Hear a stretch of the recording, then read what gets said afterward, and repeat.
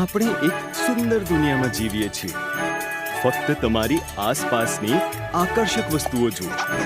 ચાલો શરૂઆત તરફ પાછા જઈએ અને જોઈએ કે બાઇબલ આપણને તે કેવી રીતે શરૂ થયું તે વિશે શું કહે છે. શરૂઆતમાં ઈશ્વરે આકાશ અને પૃથ્વી બનાવ્યા. ઈશ્વરે અંધકારને જુદા પાડીને કહ્યું કે અજવાળું થાવ.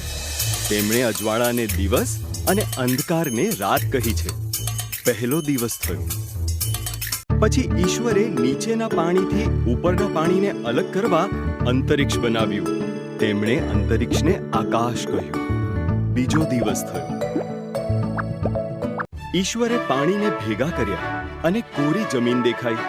તેમણે જમીનને ભૂમિ અને પાણીને સમુદ્ર કહ્યું. પછી તેમણે ઘાસ અને તેના જેવા છોડ, અનાજ અને ઝાડ બનાવ્યા. ત્રીજો દિવસ થયો.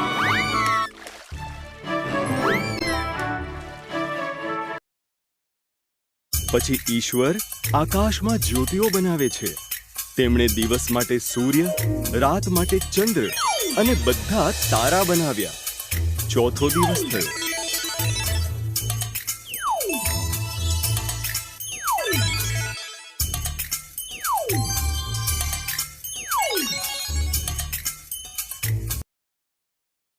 ઈશ્વરે પાણીમાં માછલીઓ તરતી મૂકી અને આકાશમાં પક્ષીઓ ઉડતા કર્યા. તેમણે તેમને કહ્યું, બચ્ચાઓ પેદા કરો. આખી દુનિયાને સંગીતથી અને આનંદ ઉત્સવના છાટણાથી ભરી દો. પાંચમો દિવસ થયો. જે ઈશ્વરે પ્રાણીઓ બનાવ્યા. તેમણે ખેતરના પ્રાણીઓ, જંગલી પ્રાણીઓ અને એવા પ્રાણીઓ બનાવ્યા જે જમીન પર સરકીને ચાલે. ફક્ત એક બીજી વસ્તુ બનાવવાની છે. ઈશ્વરે કહ્યું, સૌથી વિશેષ વસ્તુ.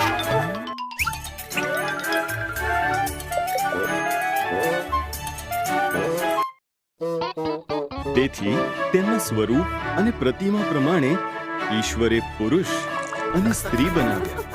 તેમણે કહ્યું, બાળકો ઉત્પન્ન કરો, દુનિયા પર અમલ કરો, માછલી, પક્ષીઓ અને પ્રાણીઓની સંભાળ રાખો. છઠ્ઠો દિવસ થયો. પછી ઈશ્વરે તેમણે બનાવેલી દરેક વસ્તુ પર નજર નાખી.